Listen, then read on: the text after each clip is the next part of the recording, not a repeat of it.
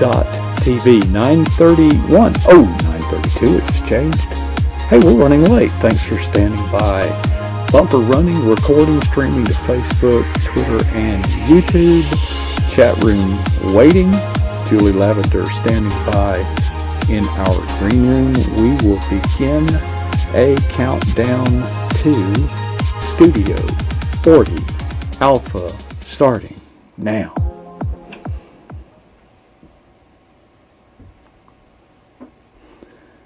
Well, welcome back to PJNet.TV. I'm your host, Coach Prasick, and I am so glad to be here, but I don't have a choice. I'm even more glad that you are here. You do have a choice. Thank you for joining us wherever you're watching this at PJNet.TV in our chat room.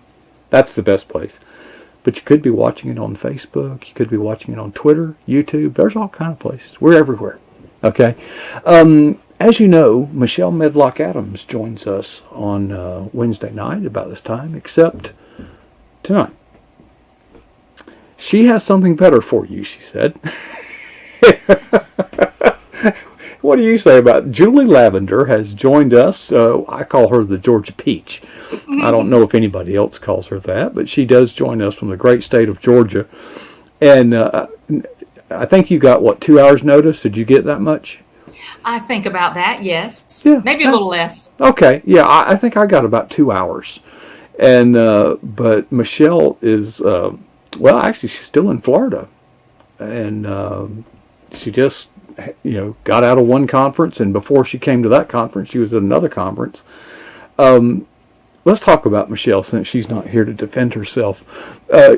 I had it all ready. Darn it, I'll get it ready. I'll bring the picture up.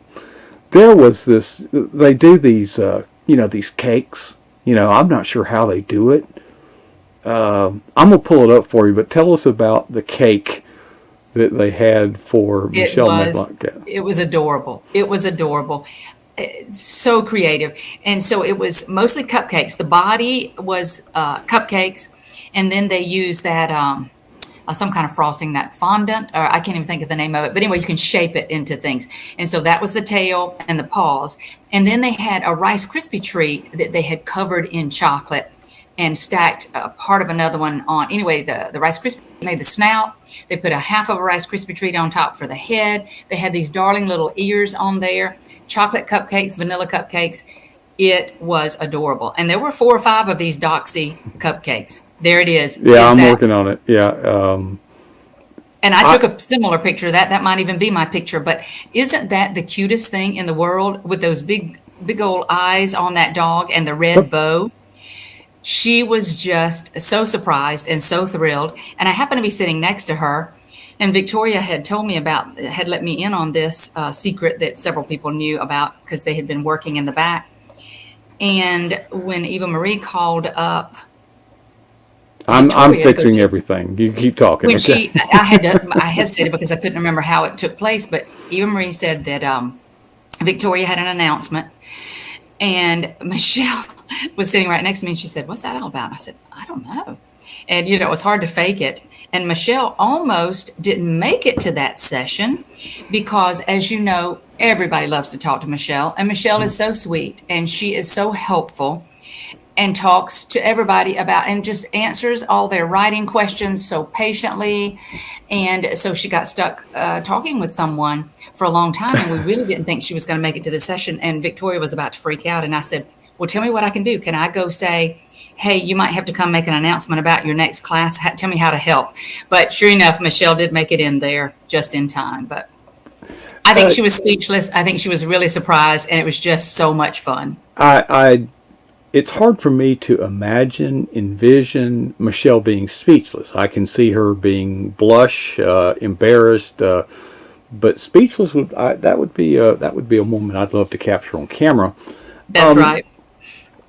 Julie, I was blown away when I found out that you're on an airplane to focus on the family.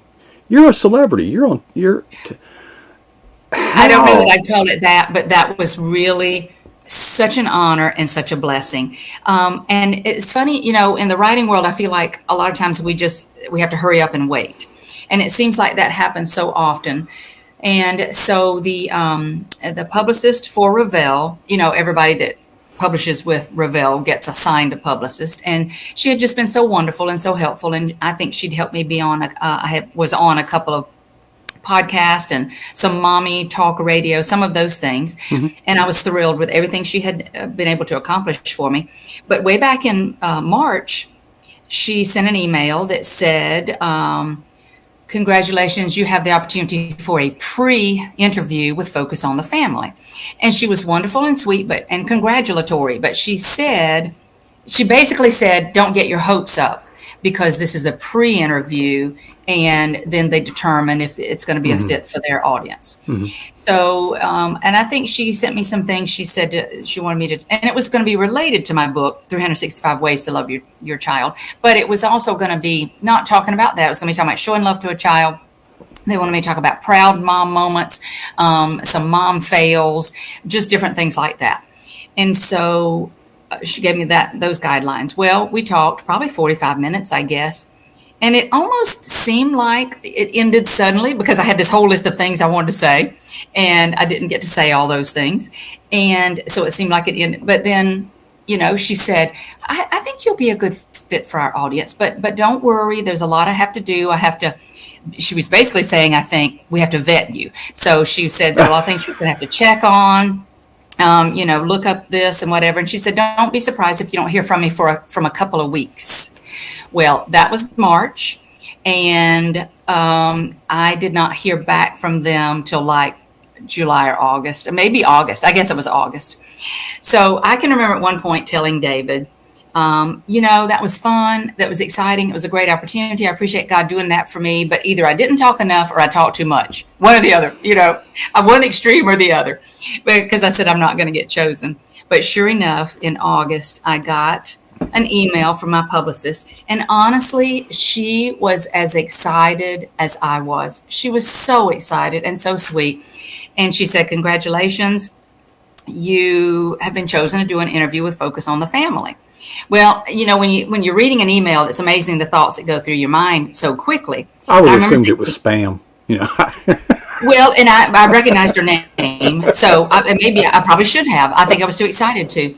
But the whole time I'm reading it, I'm thinking, okay, gosh, well, will this be Zoom, or is it going to be another phone call like before?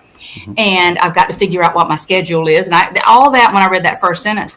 But then the second sentence says something like, Focus on the Family will pay for one night in a hotel, and they'll pay for your lunch that day. And I was like, oh my goodness, they mean I'm supposed to come out there and do an interview. So then I was just praising the Lord. I did not stop praising the Lord. I know he worked out all the details, because it all came from him. But I was just very honored, very humbled, and very excited. I really was.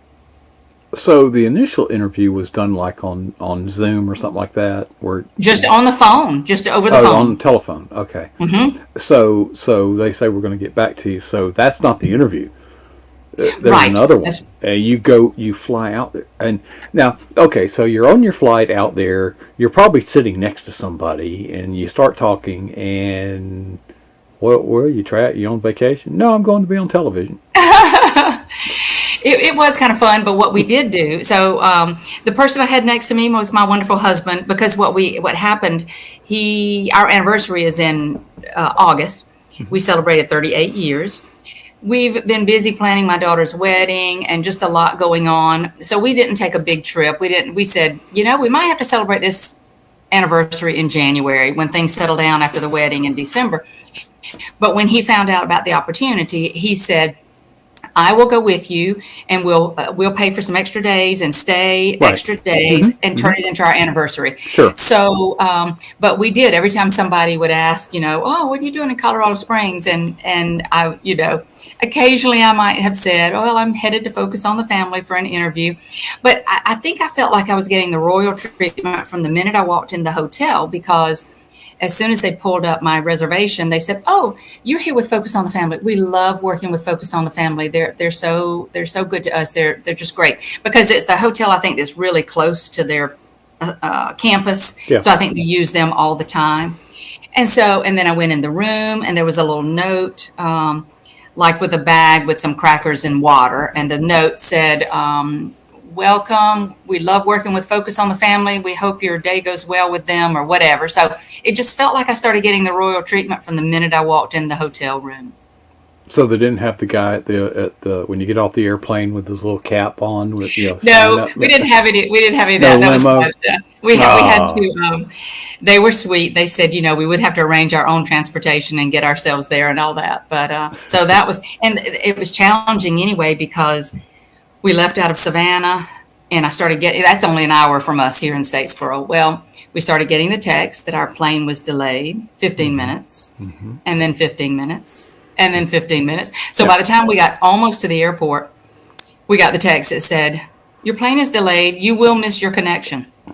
So they said, find other flights. Now you can do everything on your phone. And so that immediately comes up. But it was so hard because it didn't show anything available for Colorado Springs. So my husband basically, I don't even think he put it in park. He threw me out he circled threw me out so I could go on and find a person. Right. And then he went to park. Right. And it eventually worked out that we flew into Denver and rented a car and drove to Colorado Springs. Yeah. Now and I'm not smart. I didn't know how far apart they were. I had to Google it really quickly and it really doesn't matter if you're going to be there. It didn't matter. That's the only way I was going to get there. So if you had to fly into Salt Lake City and drive the rest of the way, that's what you do. That is the new normal. It's in many ways you're fortunate that the flight wasn't just completely. Anyway. And that's exactly right. So we were going to leave on Saturday and do some sightseeing on Sunday, and the interview was Monday. And I just wanted to kind of be prepared. And they told us we could fly out on Sunday. We could book some then. But, I thought, well, what if that happens then too and I can't get there? So, by hook or crook, we decided we were going to try to get there, even if it meant renting a car. So. Yeah. I think that's, you did it right. I think that before you said it, I thought, well, here's because there was a day when I traveled, and one of the things I learned is if you're going to a major city like Miami, Atlanta, get, like for a cruise, get the earliest flight out, no matter what. Okay, because leave a little room for things to go wrong, and in spite of your best efforts, sometimes things get out of hand. Well, and that's exactly what happened, because I don't think we were supposed to leave until 2 or 2:30 that afternoon. And that was our mistake. Next time we will just go ahead. But our choices were limited. It was either like 6 o'clock in the morning, and we didn't want to get there that early. That's what I would do. That's what we're going to have to do, because there's plenty of take the first flight out, and if something goes wrong, that gives you some wiggle room to make other arrangements. Exactly. And the airlines are usually very helpful.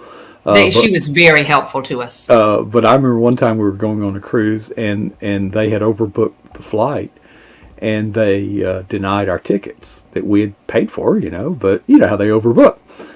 So we explained to the airline personnel that we're on a cruise. I mean, that ship's going to leave. Mm-hmm. All right, so they went on board and asked for volunteers to step out, to make room for, They got one.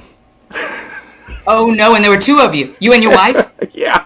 And it's like, we really need 2. Ultimately, they did find 2 volunteers to step off the flight to accommodate us. But my experience with airlines, everybody's got a horror story, But That's right. My experience has been they really do try very hard to work with you.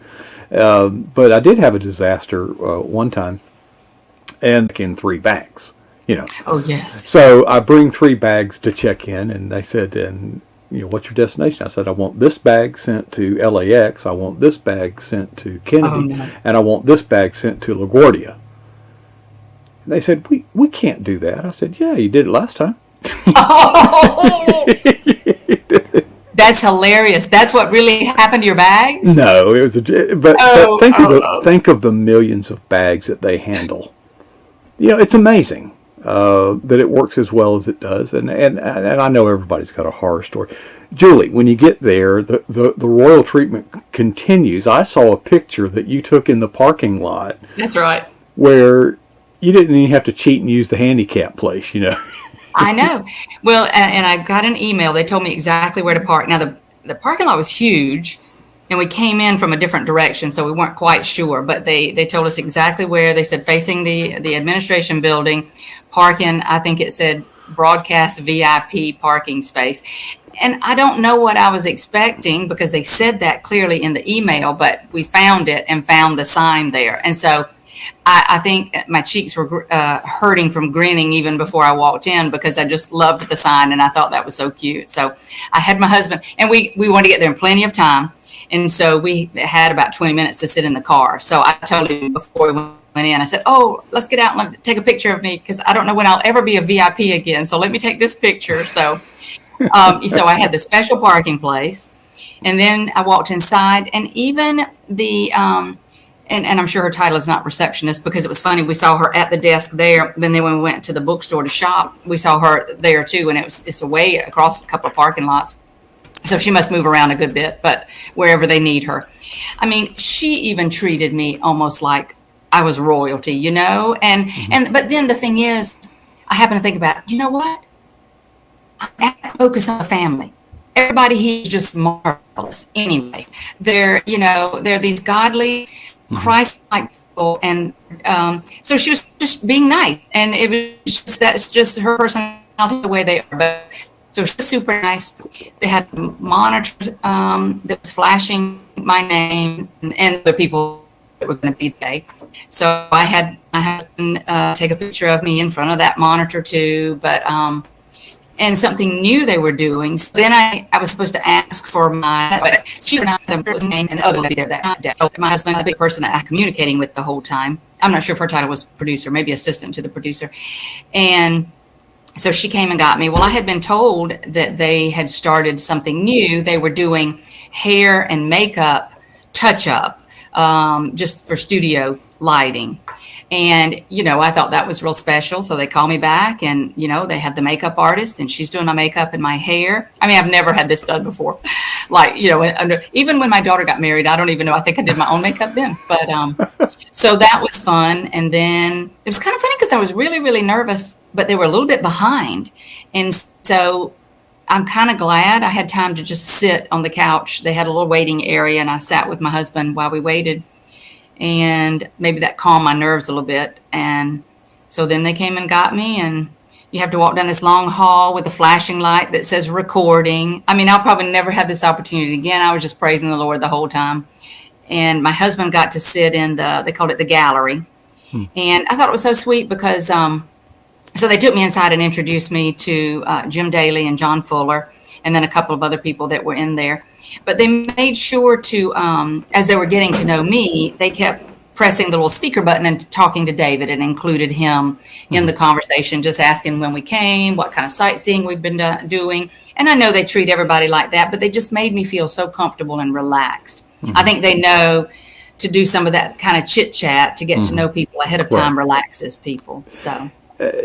Yes, and they've done it before, and they probably deal with people on a range, from just going to pieces to well composed. They do this all the time, and right. And you got to find that, where that person is and meet them where they're at. I've had so many people afraid to come on this program, and then afterwards they say, well, that was really not, it was good.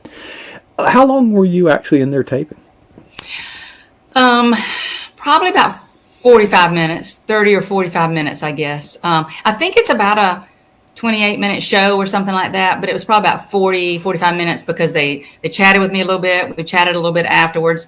And it's really cool because then they'll stop and do their whole, focus on the family can be heard on, and they have to just do that several times. Right. And they were just so relaxed. And they told me from the beginning, they said, if you stumble over your words, just stop and start over again, because they reminded me it will be edited. And, John Fuller does a lot of focus on the family in Canada can be heard, and there was one line he could not get out, and he repeated it probably 5 times. But yet he never got frustrated. He didn't, he knew he would get it correct. But I'm sure he says the same thing every time they do the broadcast. And yet, even though he stumbled over those words, he just was just relaxed and just kept right on going. And they made me feel so comfortable, and they make you feel like they're just, they do this all the time. And I kept thinking, do you ever get tired of, like you? I mean, do you ever get tired of listening to people's stories? And how do you keep faking this interest all the time? But they were genuinely interested and just made you feel like they were happy to have you there and they wanted to hear what you had to say. And it was just really good. Well, in fact, one of the things he pointed out was, he said, now I have people talking to me here in this ear, and I've got people telling me to do this and tell me, but so just because I look down and I'm not making eye contact with you, I am still listening to you. I'm listening to your every word. They might tell me to go to another question or whatever. So, they make just a real point of letting you know you are valued, and they're glad to have you there as their guest. It was real special. I can only imagine. It was an experience. So, are you allowed to tell us what you talked about, or is that something? Mostly the things in my book, like, well, I don't know that it would matter. It's kind of funny because I think one of the stories I shared, I actually had shared on a podcast with Michelle, and it was about my resignation as a mom. About, let's see, my youngest was 10, and so about 12 years ago, I resigned as a mom.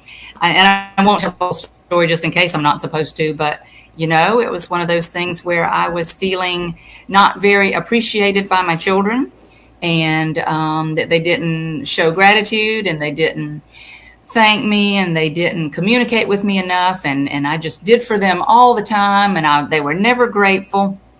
But what I shared with Focus on the Family was that, it didn't take long before I learned the lesson that I felt like God was kind of nudging me in my heart and saying, that's kind of how you treat me a lot of times. And I felt like I learned the lesson before my kids did, that I take God's blessings for granted, and I don't appreciate him enough, and I don't praise him enough and thank him for the wonderful things he does for me and the blessings. And so it was kind of fun, but the kids and I laugh about it now, but it was a fun experience.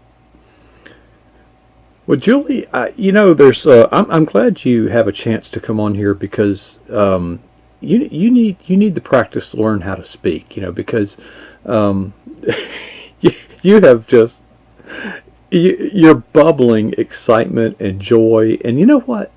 I love it because so often the world thinks we as Christians walk around with this long face, a face so long that we could eat corn on the cob through a picket fence. Oh my goodness. And some church people actually perpetuate that, that yes, God does have some things to say about do's and don'ts, but he says them because he loves us. That's right. And I was praying this morning. It's funny you would mention. It's not often that I just thank God for his patience with me. Because we're always focused, or I, and in talking to others, I think it's kind of widespread. A lot of our prayer life consists of petitioning God to meet our needs. And I mean, I think God understands. I mean, but we're very quick to pray when we need something. Mm-hmm. That's me for sure. Yeah, and this is the test, I think, or one way to measure our Christian maturity is how far down that path of trying to fix it ourselves do we get before we take our broken toys and dump them at the Lord's lap and say, Daddy, fix it. Right. As I mature as a Christian, I find myself less reliant on my own resources, saying, now, Lord, before I embark on the strategy that I think is good, I want to check in, God. And, that's right. And just make sure we're on the same page, God. Right. And I don't think I've ever had God nudge me in a different way, but just the idea that I'm seeking his face first helps me know that it gives me confidence, because now it's not just me anymore. It's me and God. It's God. Right. We're acting in. And Julie, I'm beyond I happy for you. That's what I'm trying to say. Thank you. Julie, you are a just good old Southern Georgia peach from Statesboro. I've been to Statesboro. It's kind of like Monticello. Uh-huh.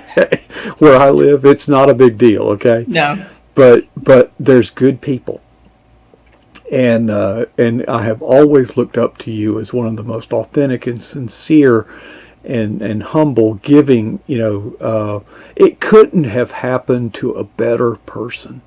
You're so sweet. Thank you very much. That means a lot to me. I truly am just I still just I do get kind of giddy about it because I know God did every bit of it, and I see it as a good gift from Him, and I have praised Him and thanked Him.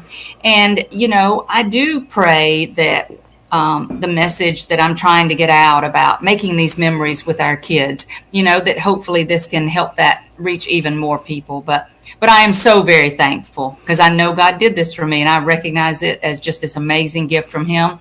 And I haven't been able to stop smiling about it because I love that ministry. I love Focus on the Family's ministry for families and for marriages and for children. And so it did feel like a big deal to me, and I'm so grateful. I am very, very grateful. And now, when did they tell you when this was going to? They said January the 6th. They said it could change, but that they would let me know for sure 2 weeks before it airs. Boy, you got to keep this under a lid till January. I know, till January 6th. Oh my! I don't know how you hold it. I don't know how. Gee whiz! And God gave us just the greatest treat because since you've been to Statesboro, we don't get the beautiful. Well, you may not know this part, but we don't. I don't feel like we get those beautiful fall colors that so many other people get. We still have a beautiful fall, but it's not nearly as cool, and the colors aren't as vibrant. I think we're pretty sure it was the peak of the fall season, and the aspens were just this golden yellow. We don't even have aspens here, and they were just so beautiful. Everywhere we looked, God's beauty in nature was just stunning. It was God's beauty there in Colorado Springs. It was unbelievable. Well, my favorite time of year is fall because, as you know, it's hot and humid here, and just going outside, you get all, the fall, that crispness in the air, you feel more alive. But here's the thing that I'm reminded how much God loves us. When I see these leaves burst into these flaming colors, and you're seeing so many posts on social media today, the fall colors, and I'm reminded of two things. Number one, God didn't have to do that. Right. They could have stayed green all year long. Or they could have gone from green to brown. Right. God didn't have to do that. And nature is resplendent with beauty. Now, coupled with that idea is that humans have a unique ability to perceive color more so than any other animals. The ratio and combination of rods and cones, and I forget which one, but most animals are basically colorblind. See, God didn't have to do this. Right. And how we get in a hurry, but when sometimes I walk outside and see that the changing of the leaves, and I just stop. And it's like a peace and a calm comes over me, and if I can hear the geese in the distance, I love the geese. Yes. My gosh, I just thank God. Say, God, you didn't have to do that. I know. And how much? And I never tire of His beauty. My husband, because we went up to Pikes Peak, and so there's a section there where the aspens are just unbelievable. And every time we would come to a new grove of trees, I'd say, David, pull over. I've got to take pictures of these, because, and they looked pretty much like the ones from before, but every time it's like, oh, these are even better. I got to get pictures of these.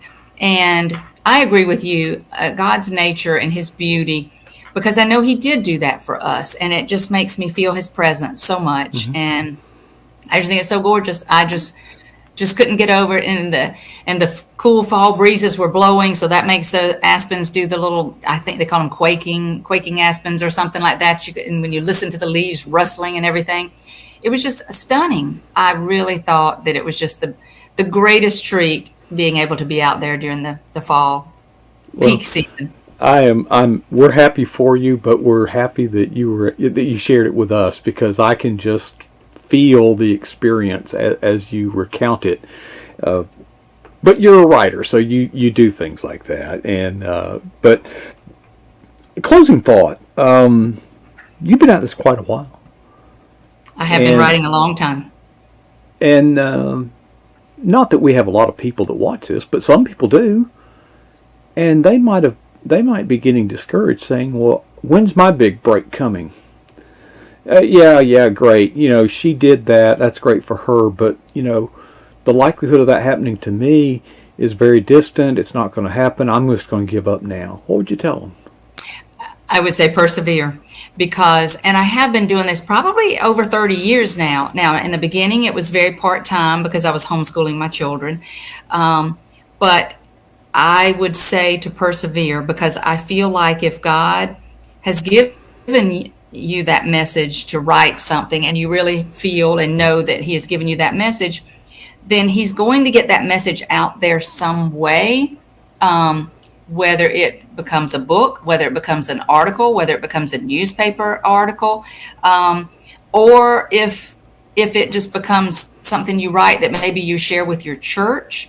I think if it's on your heart and you've prayed so much about it, and if you feel like this is a message God has given you, I think He's going to make it happen. Now, I'm not trying to say, because I've had a few friends in the past that said they didn't really want to market their book because they said if God wants this message out there, He's going to get it out there.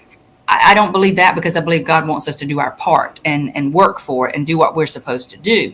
But I do feel like if He means for this message to get out there, I feel like it will. But I think He does want us to just keep walking that path and walking in obedience to Him. So, I don't want to discourage somebody that might be thinking, I don't want to wait 30 years. But at the same time, I also say, don't give up, persevere. And I think it will happen exactly how He wants it to happen, when He wants it to happen. Julie, that is a good answer. I would expect no less from you. But I want to add something to it. The problem with this type of mentality, that you're going to, it's what I would call the Hail Mary play calling. Mm-hmm. Games, we all know about the games that are won with the long Hail Mary pass. Folks, most games are not won that way. Right. Okay, I know they're spectacular, I know they're memorable, but most games are really won 3 yards up the middle in a cloud of dust. Exactly. Look, if you are pinning your hopes on the big Hail Mary pass appearing on Focus on the Family, I would urge you to redirect your goals and your ambitions to enjoying the journey along the way. Right, that's right. Because very few people get that break. And if you're counting on that, you're trying to draw to an inside straight. Yes, it can happen, but it's not a good strategy. Right. But perseverance, more than I just kind of preached on this last night. As a coach, our team, we always faced teams that had more players. Always. We only had 14 players. Mm. We faced teams that were faster, bigger, better in every way. But we consistently won. Wow. We consistently beat teams that were better than us because we persevered. There was no quit in us, and we were very physical. We literally had teams that beat us that canceled their future games with us. They didn't want any more of us. Oh, they said they'd had enough already. They'd had enough, even though they won. Folks, when you get the burn in your soul, when you know, and when your time with God, you'll know. When you know you're in the center of God's will, doing what God has called you to do, He will give you that perseverance if you will seek it. I think so too.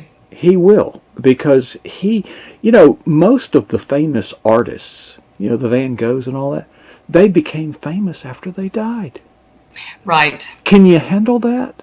Can you handle that? Or are you looking for the accolades of this world to affirm your worth? Folks, the world cannot affirm your worth. God already knows your worth. That's right. He died for you and I. Amazing.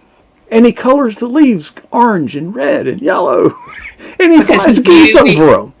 because he knew how much we would enjoy it. You know, Yeah, he didn't have to do that. What a good gift that is. He didn't have to do that. I just love. I'm amazed. Anyway, Julie, come see us again. Gosh, Okay. let's not wait for Michelle to take a night off, and especially after January. I can't wait to see. But hopefully you'll be able to come back, and I guess there's a lid on it right now. You can't. You can't. But I will have to come back and visit, and I We- appreciate it so much. Like I said, I'm just so grateful, and I'm just constantly giving him the praise for it. And I thank you for letting me share what God did, not what I did at all, but what God did, because it means so much to me. It was a really sweet treat. You make my job so much easier. Thank you so much. Thank you very much. All right. Well, folks, there it is, a frozen up picture, as is usually the case here lately. Got some technical problems with some of the equipment here. It kind of freezes up. But, wow. Michelle can take off any night she wants to and have Julie come see us. That is... Have you ever seen so much... Huh? You may wonder, why is she so happy? Well, is it because she got on focus on... No, she was that way before. Okay? You don't have to wait for your big break to be happy. Anyway. See, the reason she got on focus on the family, they heard she had practiced on pjnet.tv, and they knew she... Anyway. Well, folks, we're going to wrap it up tonight. Now, before I leave, I'll remind you that we'll be back tomorrow night, starting about 9 p.m. Eastern. Hope you'll make your plans to be with us then. And I'd like you to do an assignment between now and then. In fact, do it as soon as possible. It has really helped me. And I always share it. I always will, unless God tells me different. Challenge yourself with these two questions. What is the boldest thing that you have ever done for Jesus Christ? And once you get satisfied with that answer, ask yourself the tough question: how long ago was that? You see, we have to keep challenging ourselves. Let's not ever be satisfied with either answer.